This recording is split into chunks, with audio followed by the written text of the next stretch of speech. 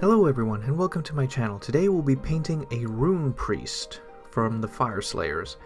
Now we're going to start off, it's already assembled and I already primed it with my usual car primer, Touch Bright Gray primer. And we're going to start off with some Black Templar's contrast paint and we're just going to paint the ground it. We want it to be dark. We're going to end up doing about 2 coats on the base.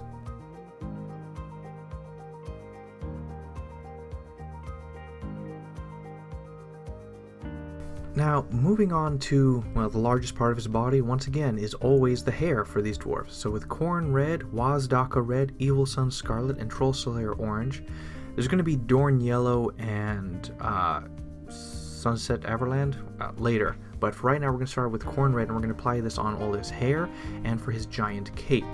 And once that is done, we're going to take Wazdaka Red, and we're going to do a big dry brush all over his cape, as well as his crest and his beard. And once that is done, we're going to take Evil Sun Scarlet and we're going to dry brush this again onto his crest, focusing like 75% of it, the upper 75%, and his beard as well as his cape, focusing heavily on the edges and stuff. It's a bit of a lighter dry brush though on the cape.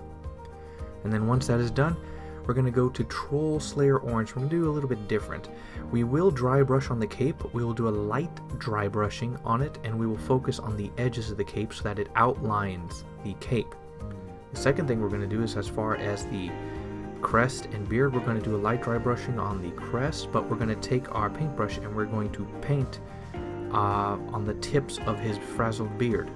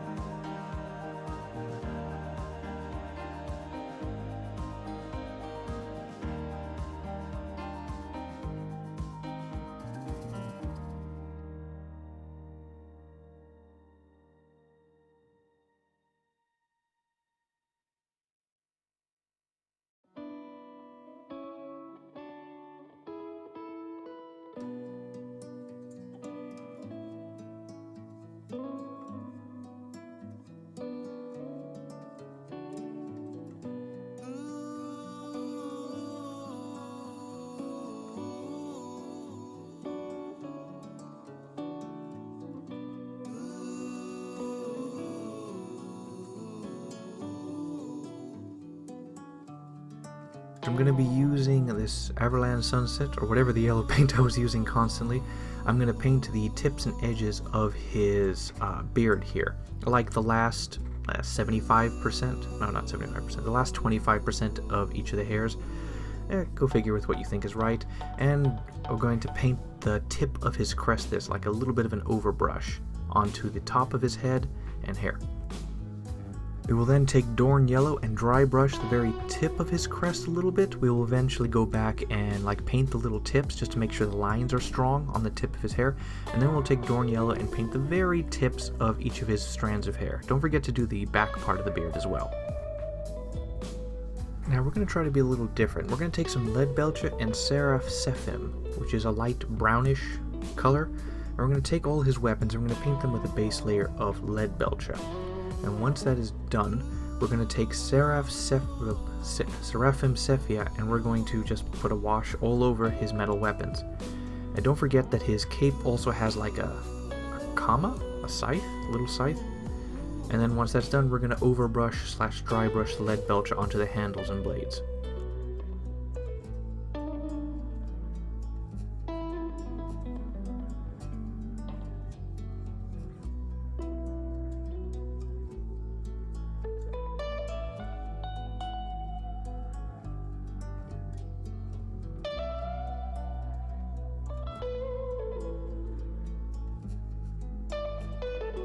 And now with Jokero Orange, Contrast Fyreslayer Flesh, Lamian Medium, and Cadian Flesh Tone, we're going to paint his skin. And we're going to start off with a base layer of Jokero Orange. Don't forget his feet that are on the little platform, the little black rock thing, as well as his skin, his flesh, and such, and his eyes.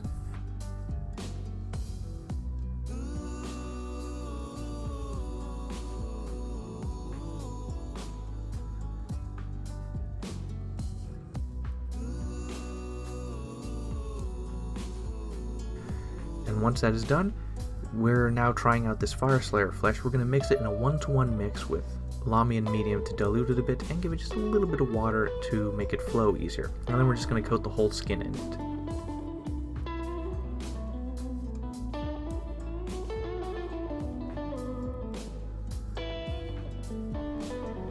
And once that is done, we're going to take Jacaro Orange and we're going to paint 90 to 95% of the entire body this. Only the deepest, darkest recesses or folds of the flesh will have the Fyreslayer flesh flowing through, or visible.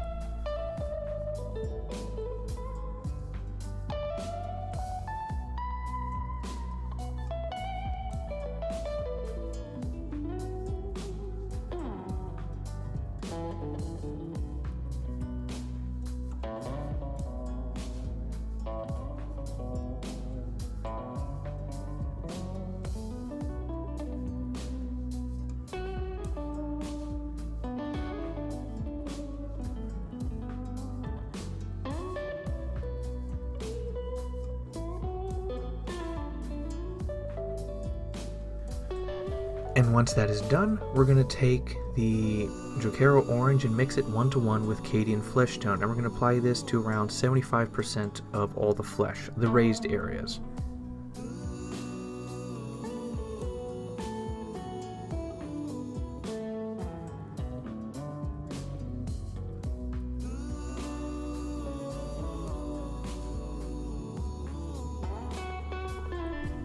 And once that is finally done, we're going to take pure Cadian Flesh Tone, make sure it's watered a little bit so it's a little translucent but not that much, and then we're going to apply it about, covering maybe like 60 to maybe 70%, 50 to 60% of the model.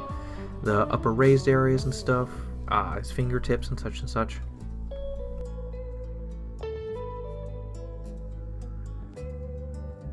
Alright, now with Eshin Grey and Dawnstone, what we're going to do is we're going to take the smoke that's coming out of his left weapon, Eshin Grey, and just coat all the smoke clouds in it. And once that's done, we will do a 1-to-1 mix of Eshin Grey and Dawnstone and cover like the upper like 60 to 70% of these little round clouds. We're basically doing overbrushing in a downward motion. And then once that's done, we're going to take pure Dawnstone and pretty much do the same thing, covering like 50 or 40% of it. Do like an overbrush and downward strokes just to get the high raised areas of these little round cloud smokes.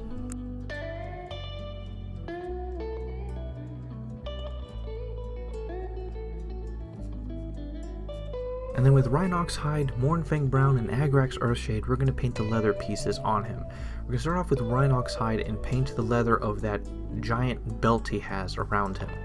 As well as after that, we will take Mournfang Brown and apply it to the little bag he has on his side, as well as his two leather, I don't know what they, like bracelets. And once that is done, we will apply Agrax Earthshade all over the Mournfang Brown. And once that has dried, we're going to take Mournfang Brown again and highlight the little bag and do the edge rings of each of his bracelets.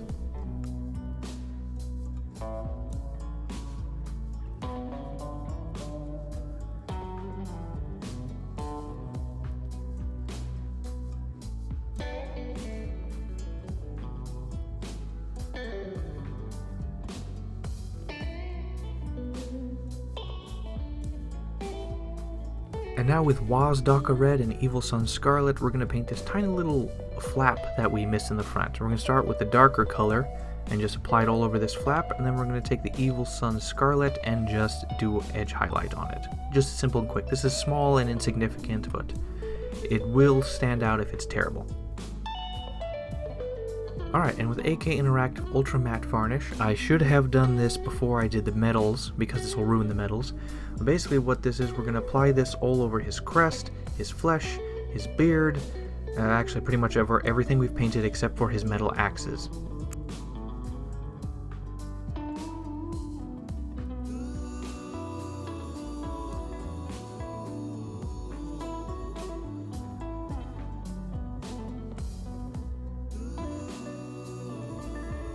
And now with Warplock Bronze, Balthazar Gold, and Brass Scorpion, we're going to be painting a majority of the metal pieces he has.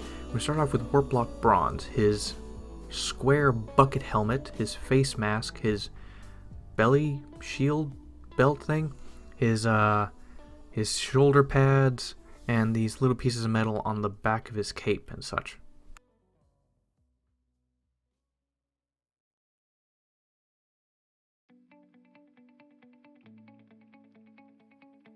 And then with Balthazar Gold, what we're going to do is we're going to cover between 50 to 75% of the Warplock bronzes. It depends. If it's the like things on the back cape, we're going to cover most of it. We just want the Warplock bronze to show through in the little cracks and recesses. But like the shoulder pads and stuff, we want it plainly visible. We'll edge out the sides of his little plates on the side, but we will do a good portion of the horns, as well as his helmet. We'll have it edged with this.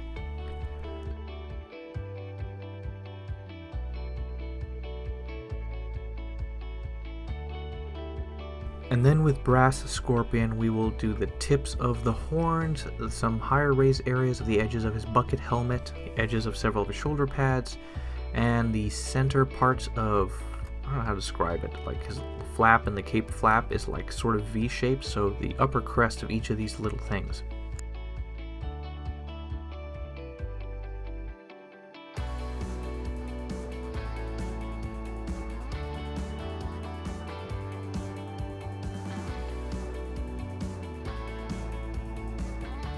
Alright, with Rhinoxhide, Corn Red, Evil Sun Scarlet, Wazdaka Red, Trollslayer Orange, Uriel Yellow, and Dorn Yellow, we're going to try something new. We're going to try to make his axe look like it's on fire. So we're going to start off by painting the entire axe Corn Red.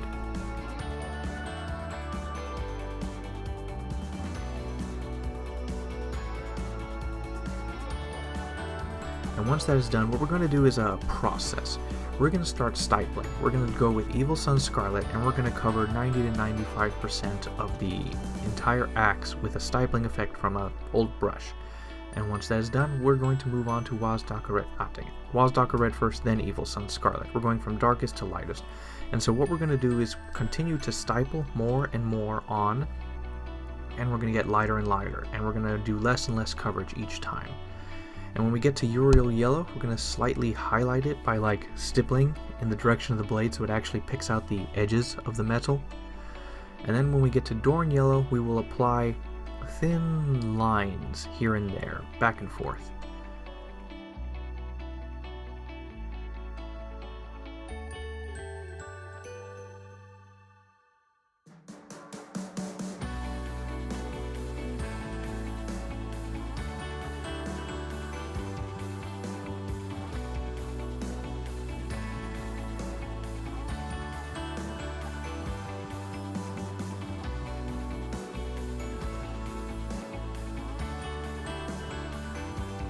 And finally, once that's done, we're going to take Rhinoxhide and we're going to edge the edges of the blade, of the axe, except for like the actual blade edge, I believe. And then we're going to just apply little bits of it here and there. Now, this was really my first attempt trying this, but looking back, what I would say is have like a bunch of little puddles of paint for each of these colors and just go back and forth.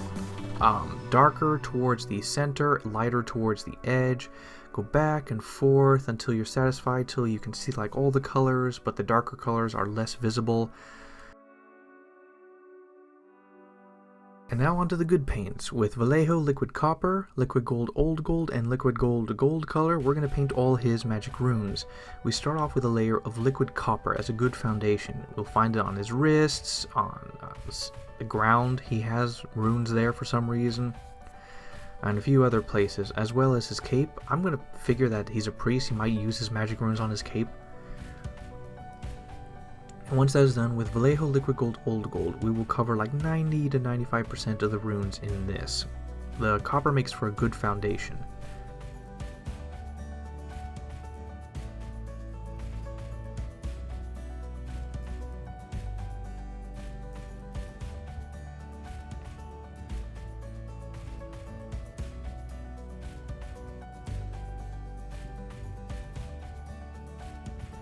And once that is done, we will take Liquid Gold Gold, which is a pretty light color, and we will apply this on like 80 to 90% of the runes highlighted on the upper areas, and it'll look great and shiny.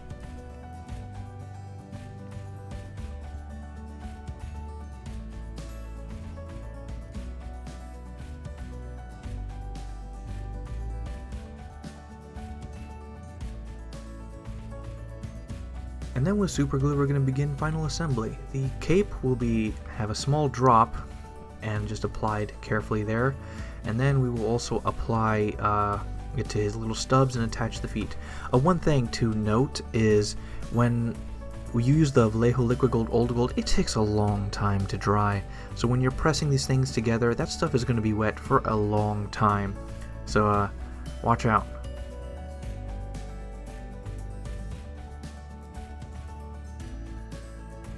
And it's done. A quick, simple, easy project, and I'm gonna give myself a, honestly, I'm gonna have to say like 7 out of 10. 7 out of 10. It's like I do some good, but it just doesn't feel there. It just doesn't feel completely right. Like something is missing. I don't know. Well, anyway, I also did the eyes again. I can't really show it off camera. Maybe in the future, if I get a model with eyes big enough, I can show the process. But the first attempt at the fiery metal blade, it's something. I'm probably going to apply like a shine later on the metal, so it looks brighter.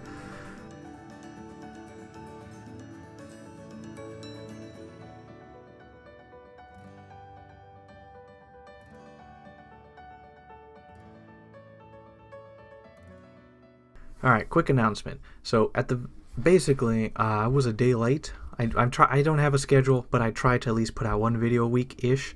So I have a huge Christmas haul. I got Malignant Sorcery, I got a Great Unclean One, I got like 4 characters, actually 5 characters. I got a Lord of Afflictions, Hormulus Slimux, Festus Leech Lord, Sloppy Bile Popper, Pilepox Scrivener, I got a Beast of Nurgle.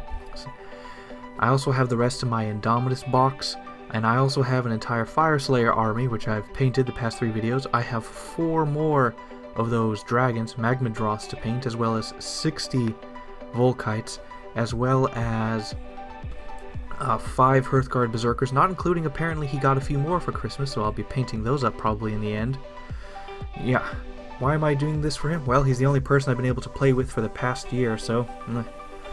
But anyway, this is, I have a lot to go through, including I still have a bunch of Lumineth Realm Lords. So what I'm basically pointing out is I have a lot on my plate, and I try to feature the first time, or at least one of each type of model kit that I feature on this channel.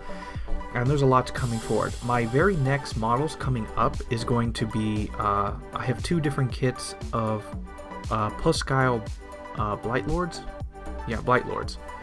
I have 2 units of those. I'm going to paint them next because some guy commented that he got one of these Maggotkin boxes for Christmas, and the only video I don't have on my channel featuring that box is of the Blight Lords, so I might as well knock those out next. And basically why I'm bringing this up is because if there's anything you see here, or like anyone wants to comment, I'll just put it to the front of the list, because I have no real particular order apart from getting a bunch of the stuff done. And yeah, so if anyone wants to see any of the specific stuff in order, as far as the Malignant Sorcery goes, that's going to be multiple videos. I'm probably going to break it up into like 3 different spells will be one video. But that'll be in the future. I'll be grinding it out because I still have a bunch of other models that I have, like 20 more Plague Bearers and a bunch of other stuff like that, as well as the entire Indominus box set and the side project I've been working on. So since it was day late, I'll give you a sneak peek of my future project, one that I've been working on very slowly and carefully on. Have at it. So like the video if you like the video, comment if you want to comment, share it if you want to share it, and I'll see you much sooner, hopefully.